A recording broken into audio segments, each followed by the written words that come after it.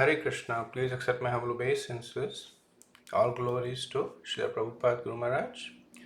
Today we will discuss text 6 of Nectar of Instruction. Drishte svabhava janiter vapuchascha doshe na prakrtatvam iha bhakta janasya pashe Gangam bhasam na khalu buddhafena panke Brahmadravatvam apagacchati niradharme. Being situated in his original Krishna conscious position, a pure devotee does not identify with the body. Such a devotee should not be seen from a materialistic point of view. Indeed, one should overlook a devotee having a body born in a low family, a body with a bad complexion, a deformed body, or diseased or infirm body. According to ordinary visions, such imperfections may seem prominent in the body of a pure devotee. But despite such seeming defects, the body of a pure devotee cannot be polluted. It is exactly like the waters of the Ganges, which sometimes during the rainy season are full of bubbles, foam, and mud. The Ganga waters do not become polluted. Those who are advanced in vision, understanding, will bathe in Ganges without considering the condition of the water.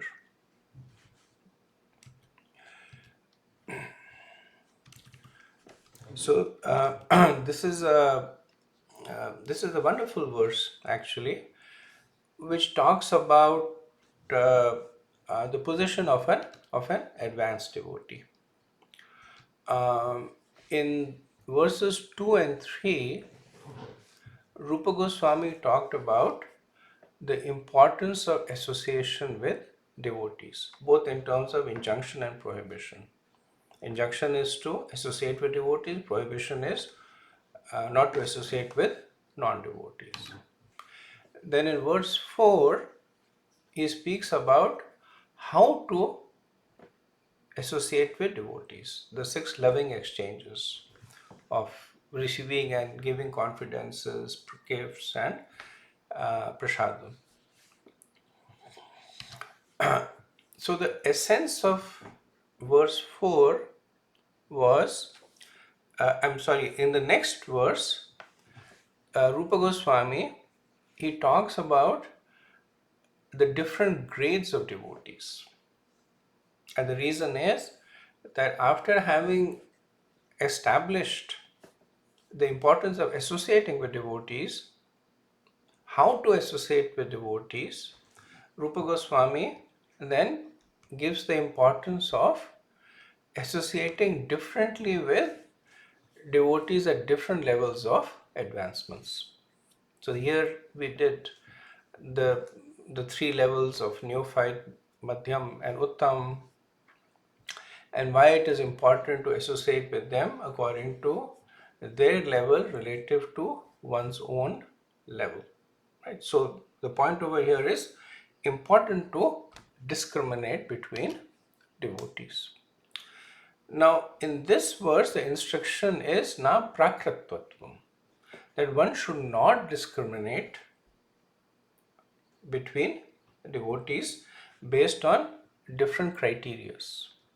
Right? So it seems to be an apparent contradiction between verse 5 and verse 6.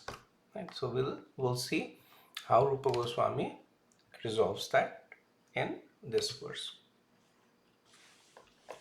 So this is a thematic analysis of Srila Prabhupada's purport, in which he talks about the various ways in which one may offend a pure devotee, based on bodily defect, birth, based on material observation, jealousy, disciplinary action, unnecessarily advising or correcting a devotee, and the effect is that it impacts Krishna consciousness, right? And we will, as Prabhupada has spoken about these topics in his purport, we will also expand on this in our discussion.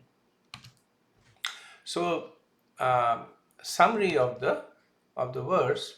So as I mentioned, the essence of the previous verse was to discriminate between devotees based on the level of advancement. If it's neophyte, mentally offer obeisances. Right? If it is a medium devotee, actually offer to offenses and obeisances and associate. Advanced devotees serve. Right? So they need to act differently based on the level of advancement of the devotee, and this verse is saying do not discriminate. Right? So are they contradicting each other? No. So we'll see that in fact they complement each other for the sake of completeness. So the previous verse recommended that one must discriminate between devotees based on their spiritual status, and the discrimination was for the purpose of adriyate.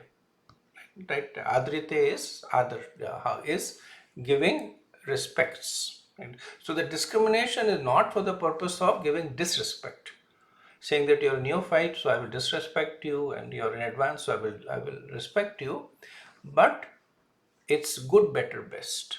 Even the neophyte is given respect, but the Uttamadhikari is given more respect. Right? So now this verse is saying that na prakratvam, do not discriminate in pure devotees, bhakta janasya, based on any material consideration. So the paradigm is different.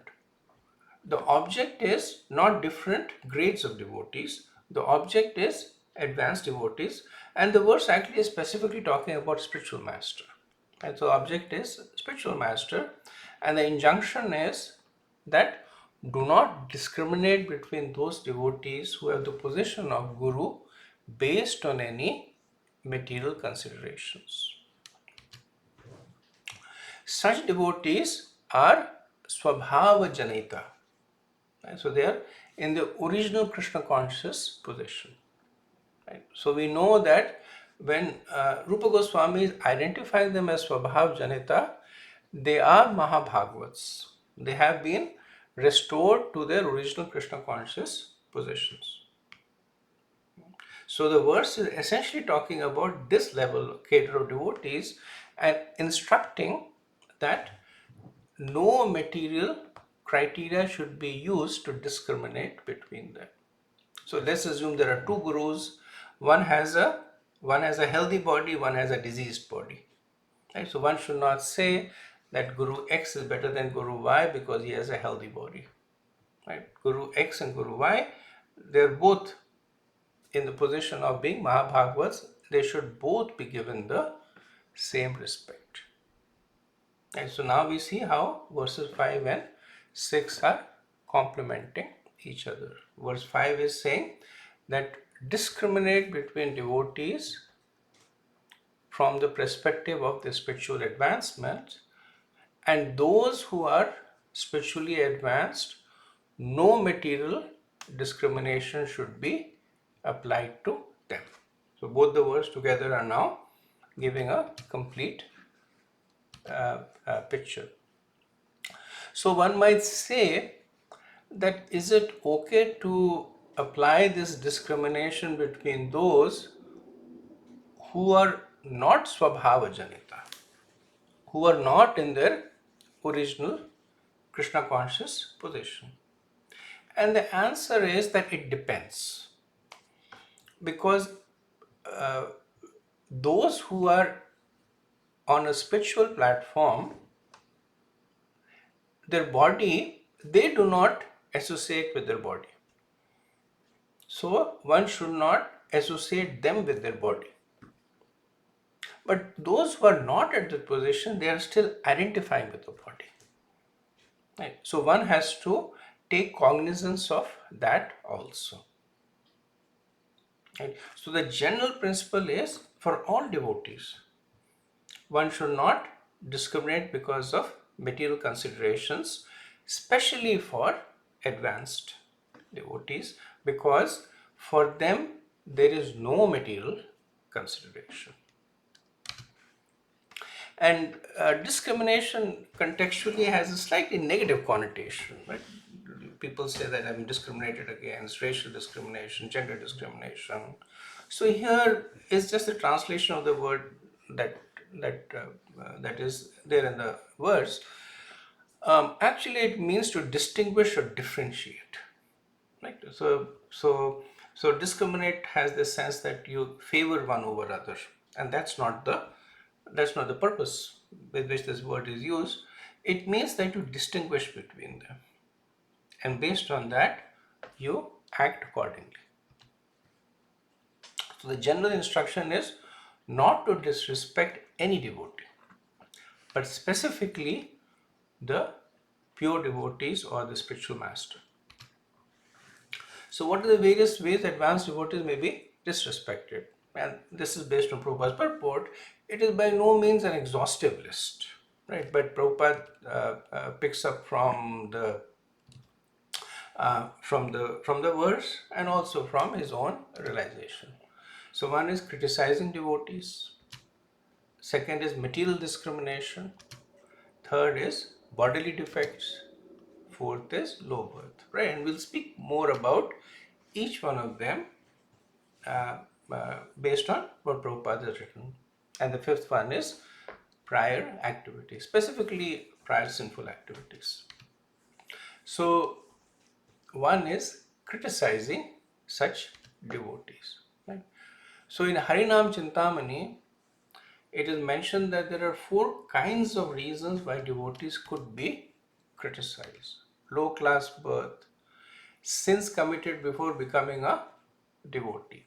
So in the age of Kali, most people prior to being a devotee are addicted to breaking one or more of the regulative principles. Right?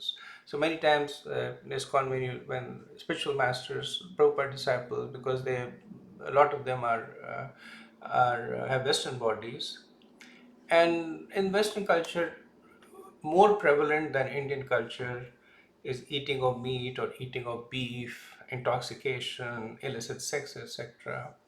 And they will openly say that before Prabhupada gave me shelter, I used to be involved in this deplorable activities. It's okay for them to speak about it, not okay for us to criticize them. Then unpremeditated sins. So typically any action that is done goes through thinking, feeling, willing, and doing. So those are premeditated actions. Like if that action is a sinful activity, it is premeditated. But then there are some actions that are done simply, they're just done. There is no thinking, feeling, and willing. Right? So they are unpremeditated actions. So some of these actions are happen because of force of habit.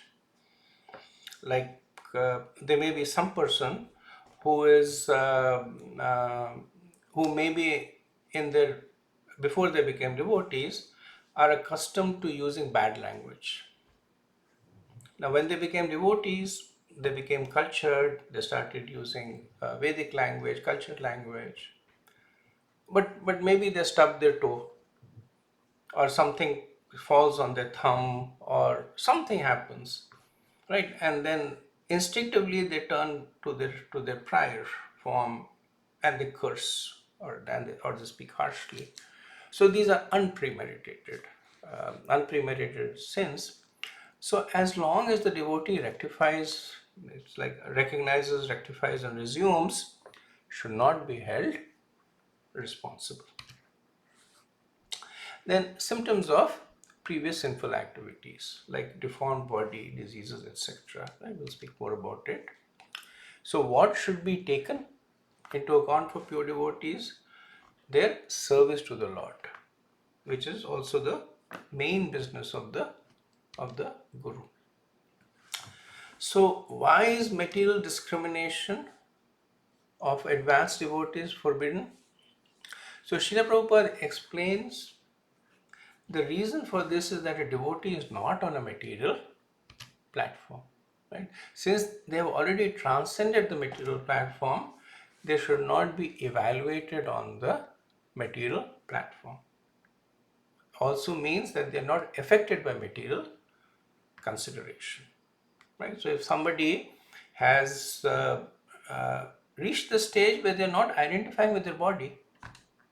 Now, if the body is diseased, they may recognize the fact that the body is diseased, but it does not bewilder them. So the other person should also understand that this is not something with which the advanced devotee is identifying with. So why criticize the person? It is actually sinful. Right? So, for example, Srila Prabhupada, he never experienced jet lag.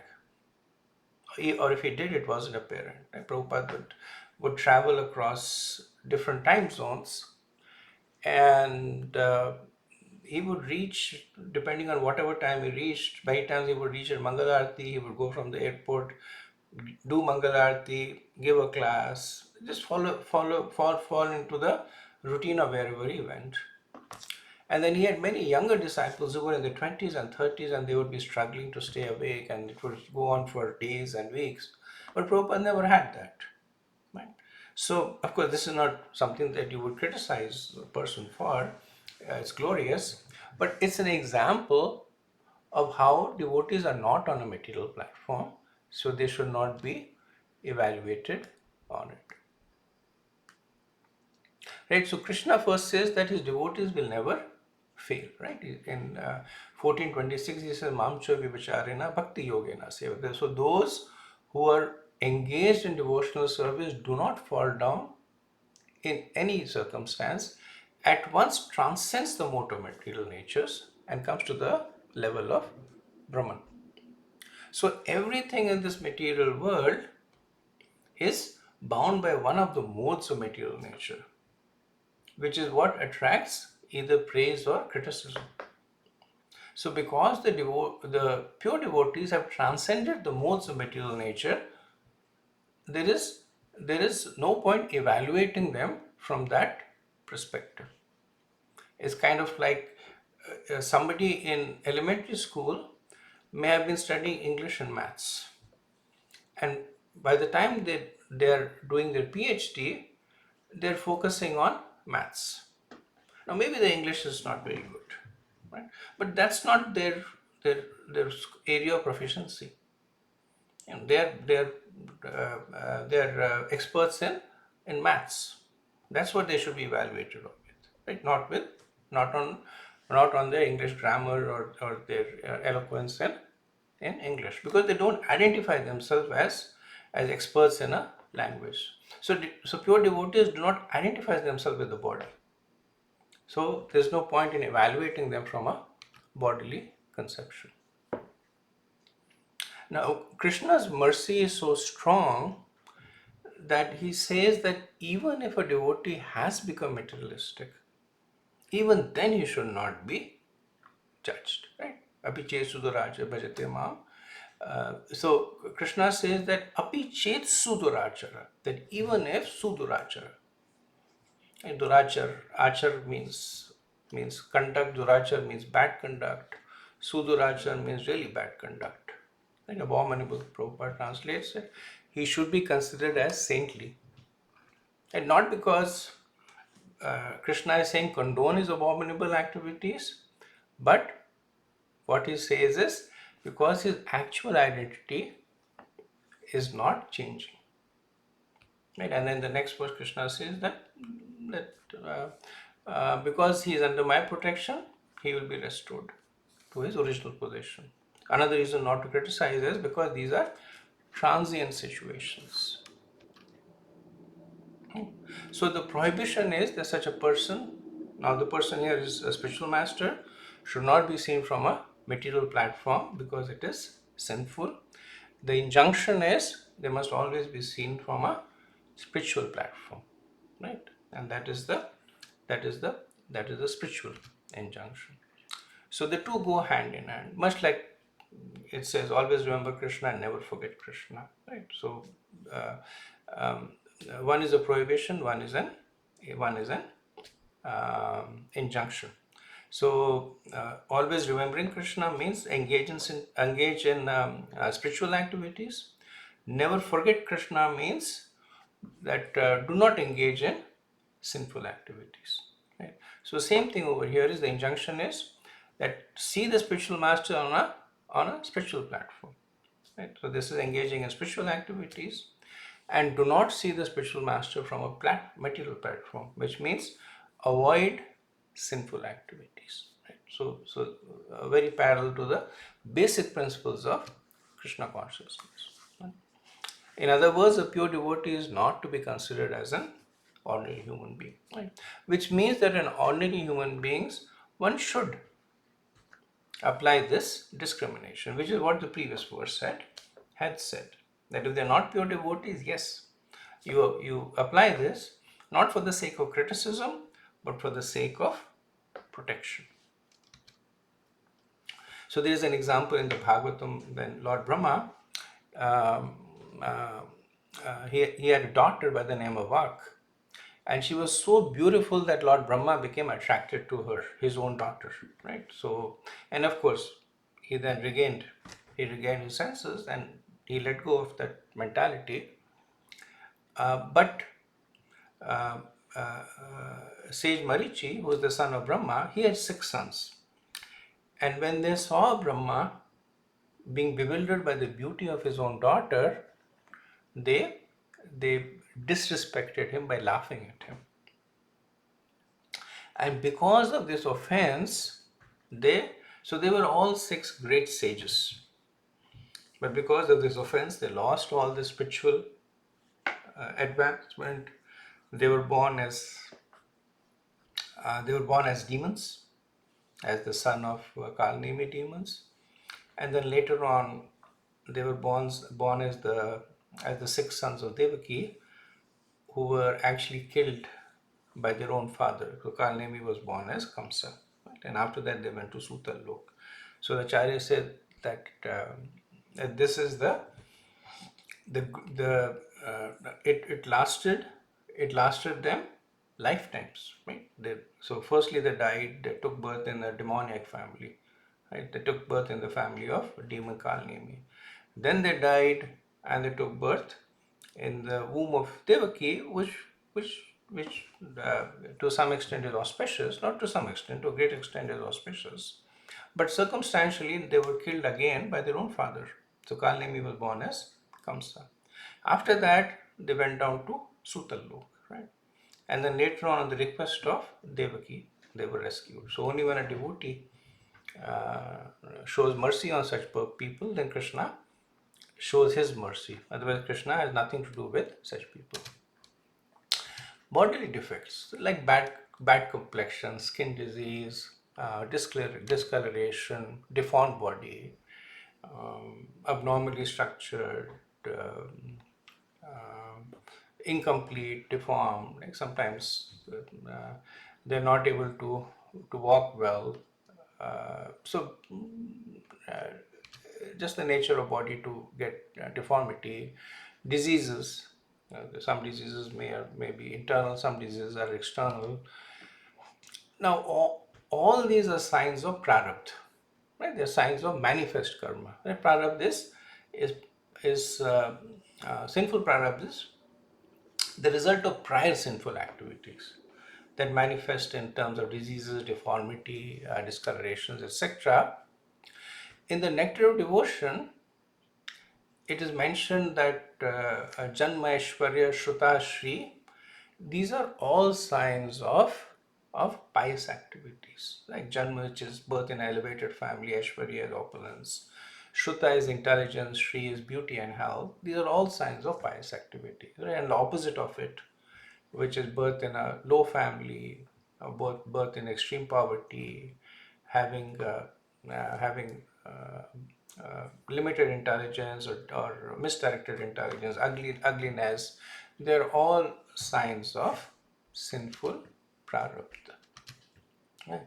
Now, for a pure devotee, the fire of devotion has already burned their karma. In Nectar Devotion, it says like that when one engages in bhakti, then then kleshangini. The first thing that happens is kleshangini. So what are kleshas?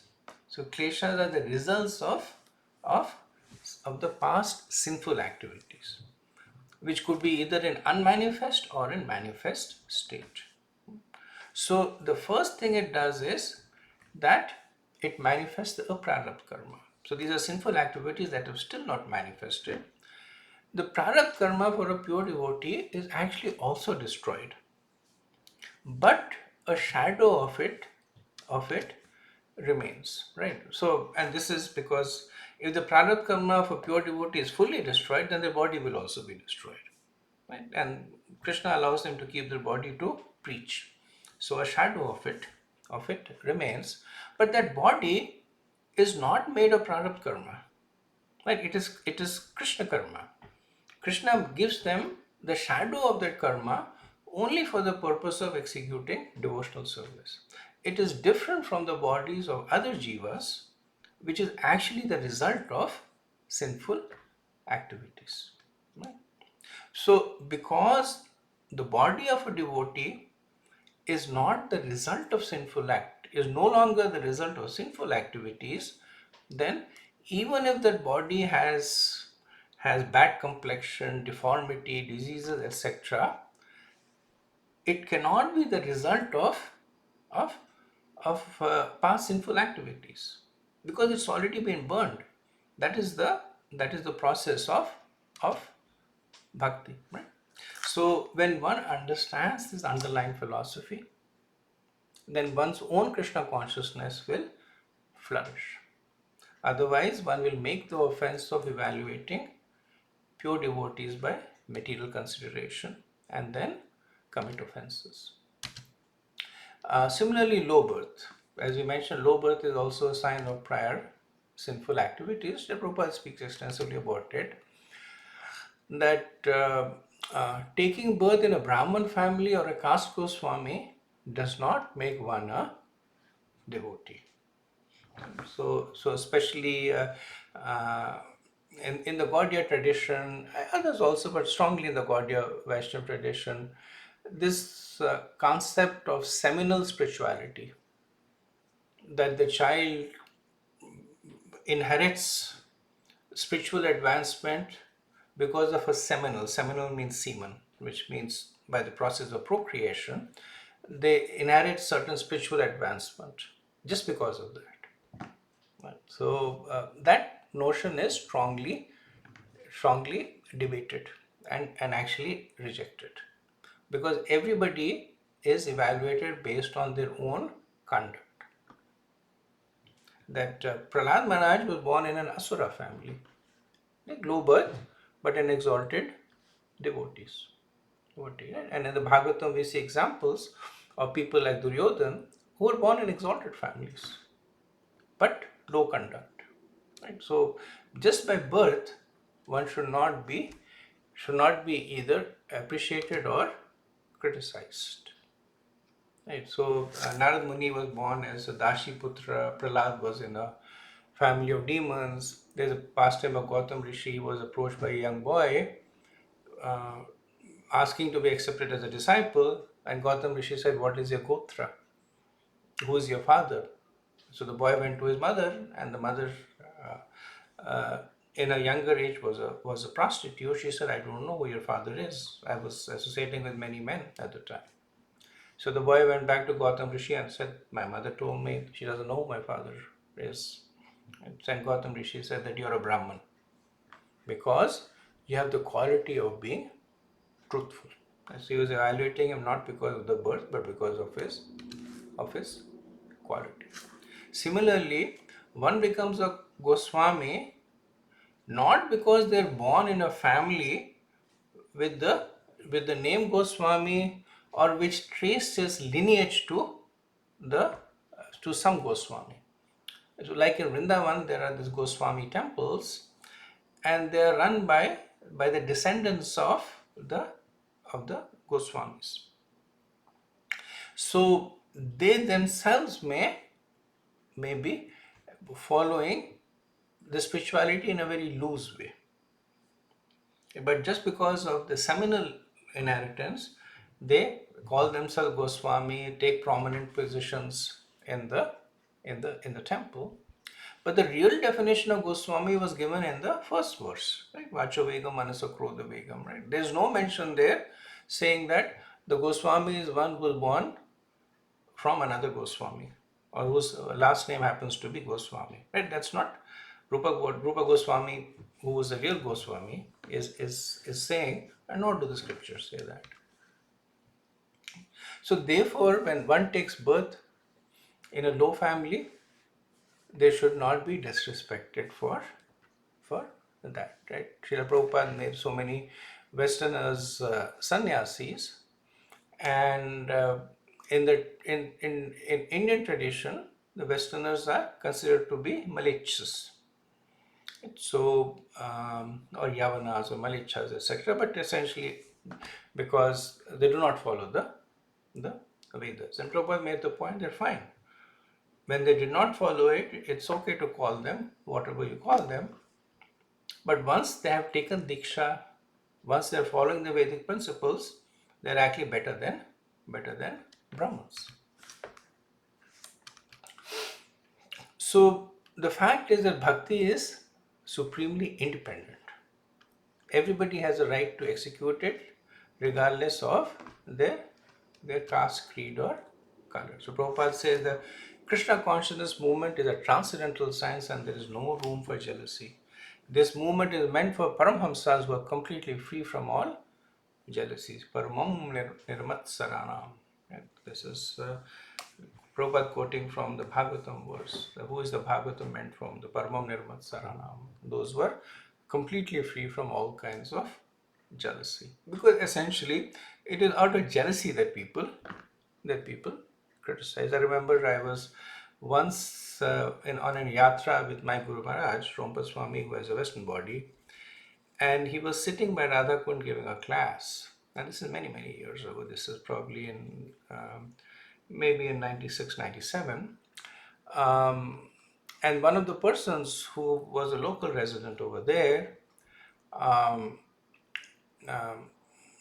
firstly they tried to get money, they didn't get. So then after that he started making fun of Guru Maharaj. Like he started making faces and laughing. And Maharaj, of course, was very tolerant. He kept giving his class. And then another devotee, local Brajbasi, he came and severely chastised that boy. And then that boy who was doing this, he said, oh, they're probably from CIA, they're this and that. And this person, he very, very strongly criticized him. He said that you look at him, he's the real devotee. That he's doing Krishna Prachar, he's making disciples, he's getting them to Vrindavan. He's a real devotee, not a nonsense person's like, and he knew that person, so he had some understanding of how that person was situated. And then that person became very embarrassed and went away. So that is what Prabhupada says the Krishna conscious movement is. Not for jealousy, but paramam nirmat sarana. Prabhupada says, as soon as anyone becomes envious, he falls from the platform of Paramhamsa. Right now, one might say that I'm not a Paramhamsa, so it's okay for me to be envious. But what Prabhupada is making, even if he is at the platform of Paramhamsa, he'll fall. So what to speak of others who are not at their platform? They will fall even further. Prior activities is judging a devotee based on activities prior to taking to devotional service. Right? So in same way, like your prior karma is not taken into account by virtue of how it is manifesting, the activities also should not be taken into account. Like for instance, Valmiki was a dacoit, right? But Narad Muni preached to him, became a Brahma Rishi. And Dhruv was a angry Kshatriya, seeking vengeance against his stepmother and father.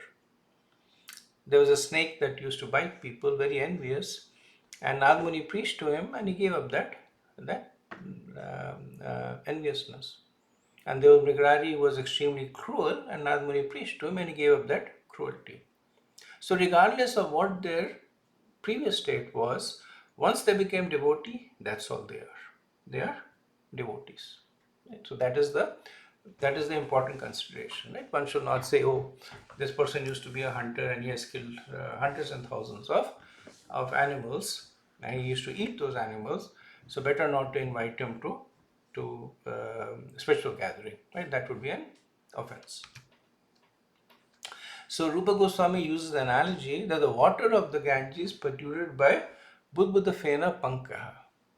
So bubbles, foam and mud. Especially on the shore you will see that where the river rises against the shore, then it gets mixed with the mud over there and it's muddy and foamy and there are bubbles over there. Right? So it's also like the three modes of material nature. Like mud is tamas, foam is rajas, and bubbles are satoguna. So one might say that this water is mixed with all these things, so I should reject it. But those who have the proper vision will say that this is still the water of the Ganges. The water of Ganges is spiritual, cannot be polluted by any material consideration. And meditating on that, they will take bath and make advancements. For instance, the Brajvasis, they regularly take bath in Yamuna, even though it's full of sewage, because they see it with a spiritual vision. Of course, now it's a little different because there is no water of Yamuna, it is just sewage. So earlier on, I used to take a bath, but now I don't because most of the water stops in Delhi. They directed it, and from there onwards, they start throwing the sewage in. Though I hear that now they're trying to rectify it. But this is more in the context of the water of Yamuna is flowing, and there is also some kind of sewage flowing in it. But the Brijbasis will say, okay, this is Yamuna. She's a devotee of Krishna, so then they take bath over there. So consequence of Krishna devotee is Vaishnava Prat, right? Vaishnava Prat, Mahaprabhu says it is Hati Mata. Hati Mata is mad elephant offense. If the mad elephant comes, the elephant is very, very powerful. And if it is mad, it is even more powerful and very destructive. So what does the mad elephant destroy? It destroys the Bhakti Lata. So it destroys the creeper of devotion. So by doing other kinds of offenses, the growth of the creeper might get stunted. So it may not grow or it may grow slowly. But Vaishnava Prat is Hati Mat, in the sense the elephant actually uproots the plant. Right? So there is all these statements like Neha Brikamana Ashrasti Patvaya Na Vidyate, that there is never any loss or diminution in devotional service. Right? So they are going by the principle of majority.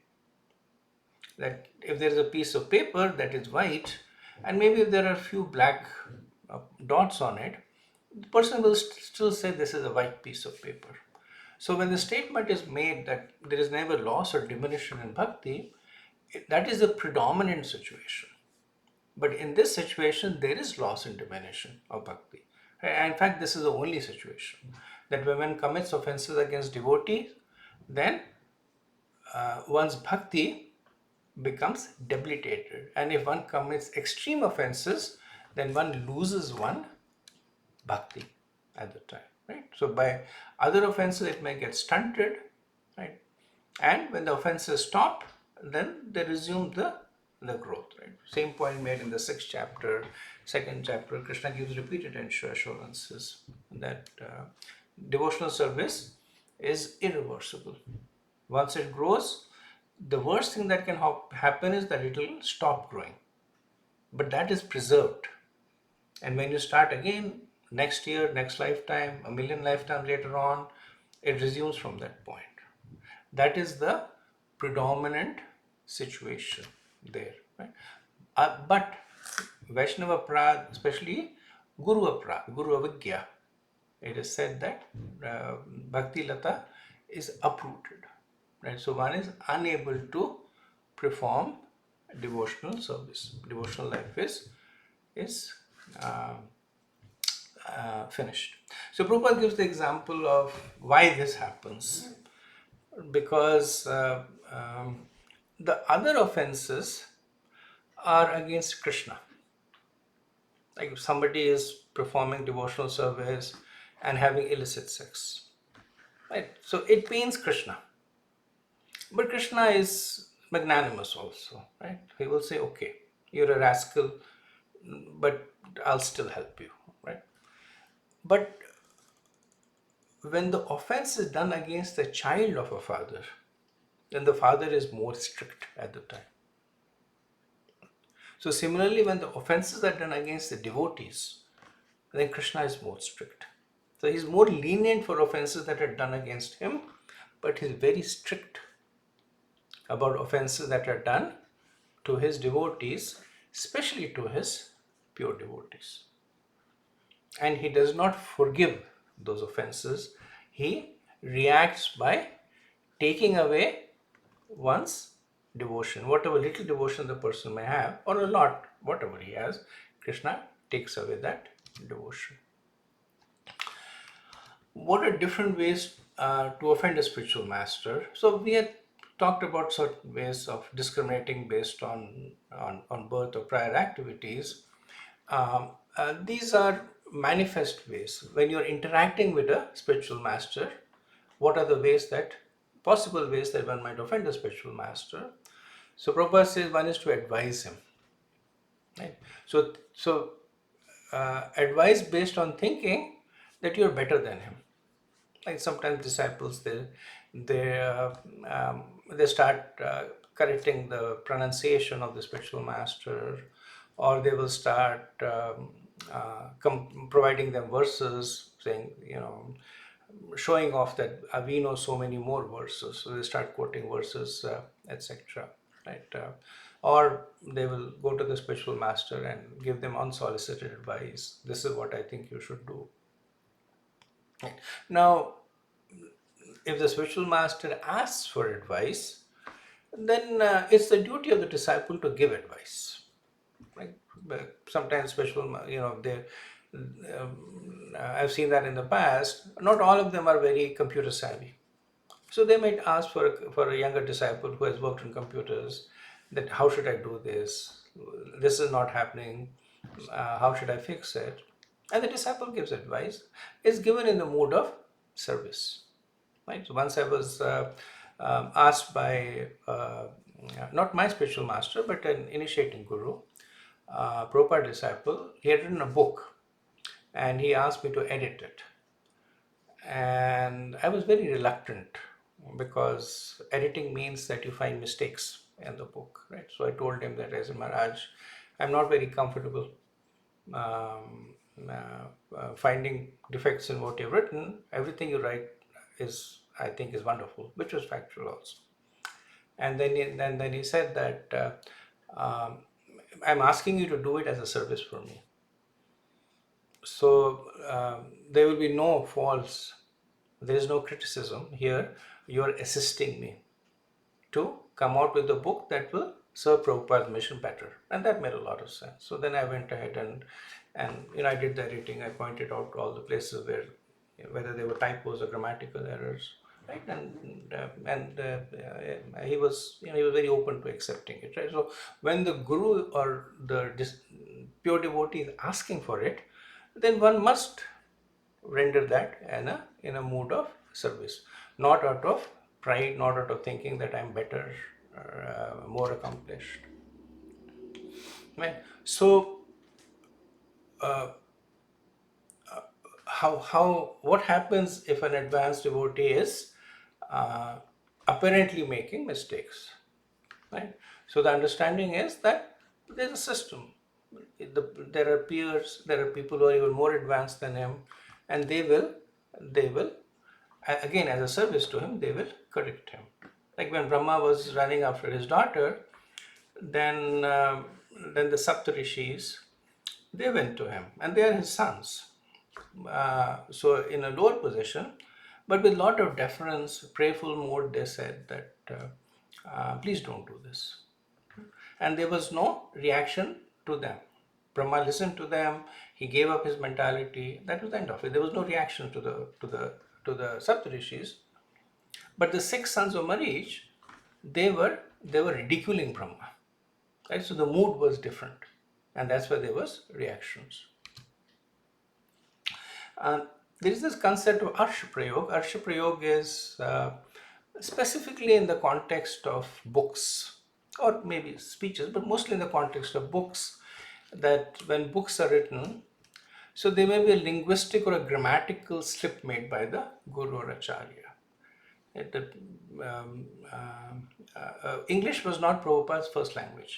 Even though he was very accomplished in English, nevertheless it was not his first language, right? So in the early days when he was on 26 Second Avenue, then he asked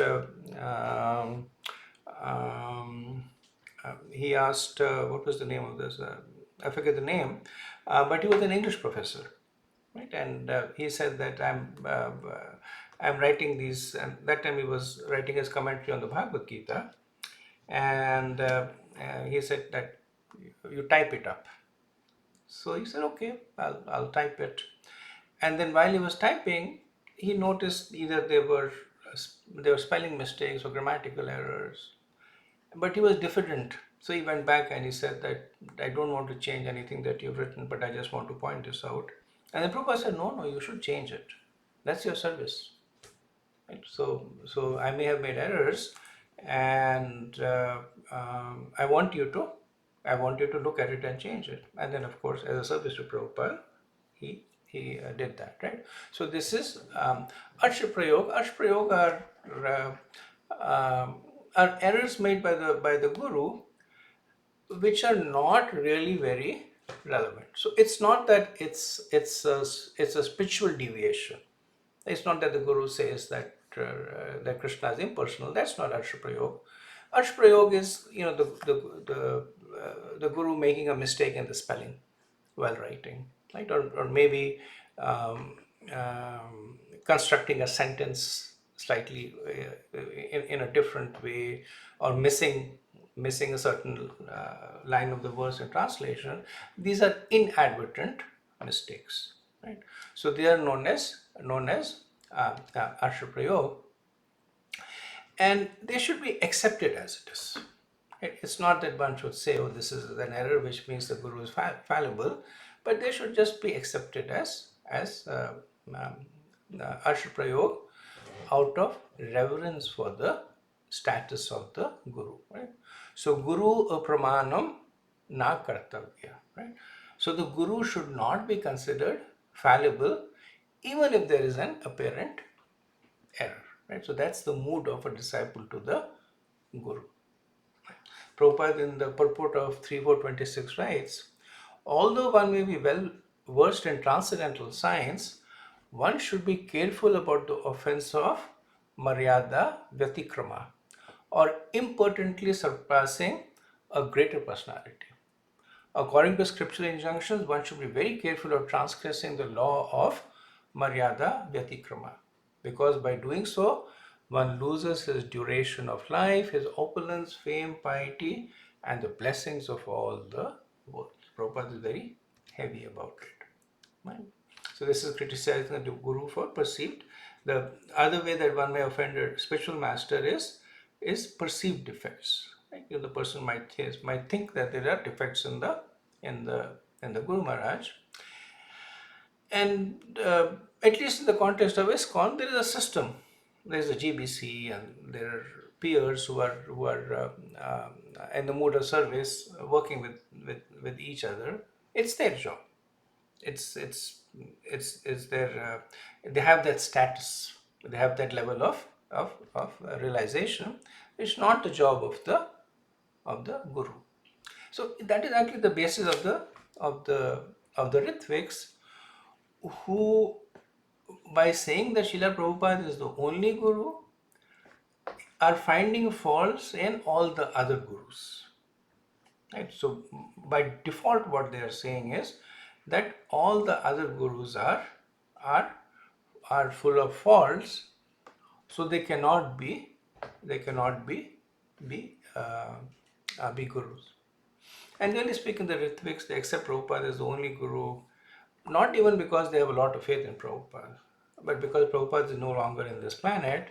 So basically, they surrender to nobody, right? They're not held accountable, right? So if I take shelter from a living spiritual master, then I'm accountable to him. If I'm doing any nonsense, he will chastise me. Right? If I have any questions, I will ask him, he will give me instructions. Right? So the guru takes active control of the disciple's life to make sure that the disciple is not driven by the modes of material nature. But essentially what the Ritviks are saying that by taking shelter of Prabhupada, there is nobody that is actually actively correcting them. So they're free to do whatever they want. Um,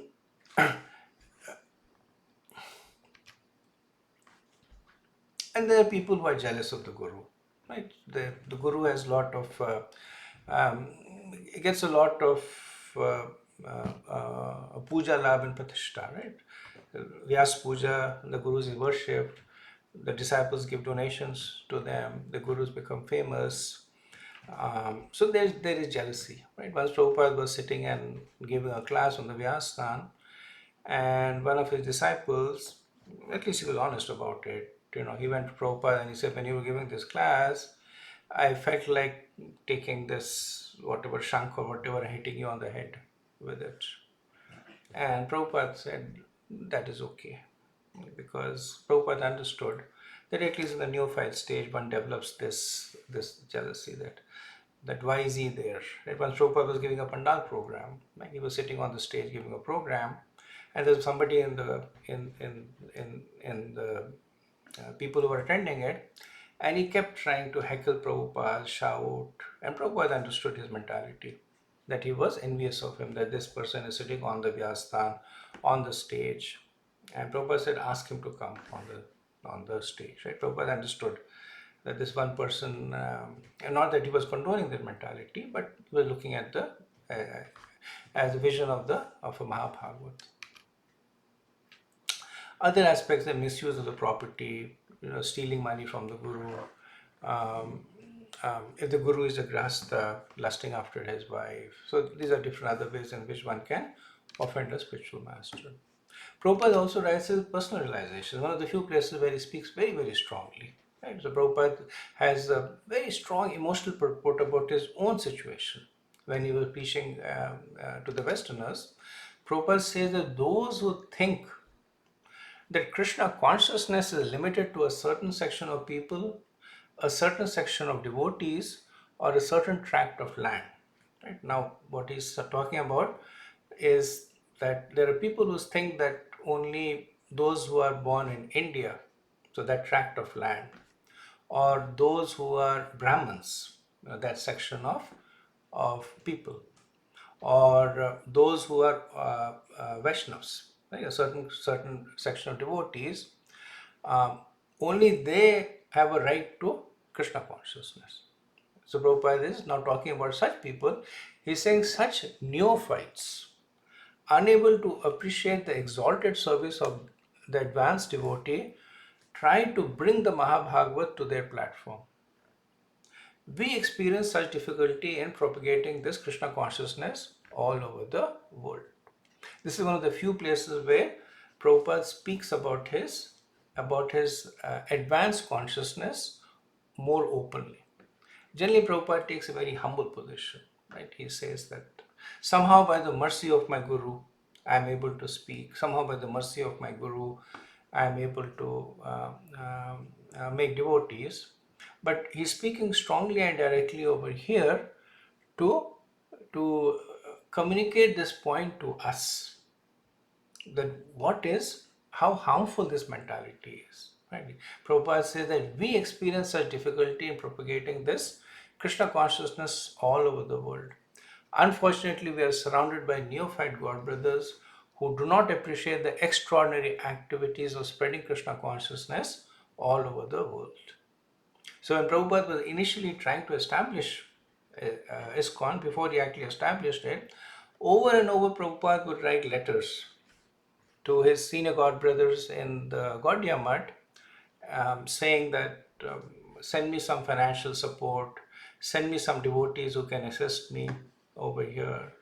And they would either not respond or they would basically criticize him, saying that what you're doing is wrong. The position of a sannyasi is just stay in Vrindavan. And later on, when Prabhupada's preaching became successful, then some of them actually became even more critical. And they started talking different kind of allegations under Prabhupada, that he's going against the Vedas, he's giving diksha to cow eaters, he is allowing women to worship on the deities, etc. So out of envy they began to speak more and more poisonous thing. And Prabhupada was at an advanced platform, so it did not affect him. And he continued with his mission, he continued with the service, but nevertheless he felt bad about those who were envious about him. Right? So as Prabhupada says, we very much regret their naive activities and poor fund of knowledge.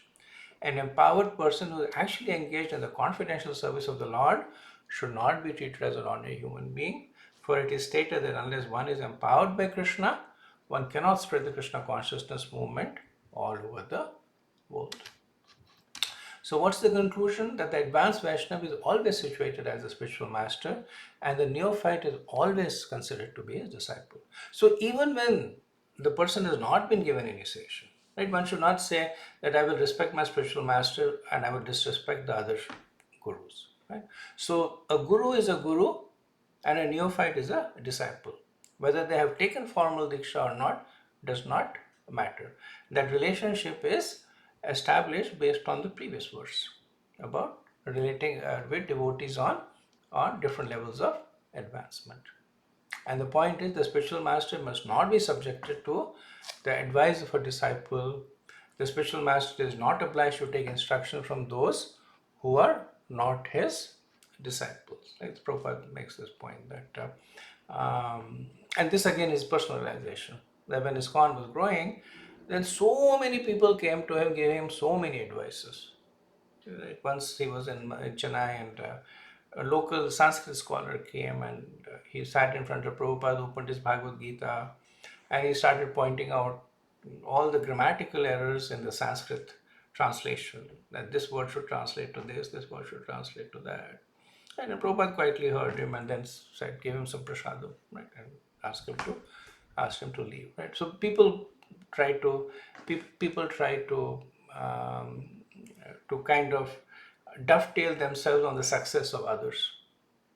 Saying, and that person, I'm not sure what happened to the person later on, but I'm sure he went around saying that I gave instructions to the founder Acharya of ISKCON. But the point Prabhupada makes is that that's an offense. And the spiritual master is not obliged to take instructions from those who are not his disciples. Actually, the spiritual master is not obliged to take instructions from even his disciples. But Prabhupada makes the distinction over here because the understanding is that the disciples will give instructions or so-called instruction in the mood of service, and in a mood of how they can assist the spiritual master in his mission. Right? So the spiritual master might consider that instruction, still not obliged to take it. Prabhupada said this is the sum and substance of Srila Rupa Goswami's advice in the 6th verse. Right?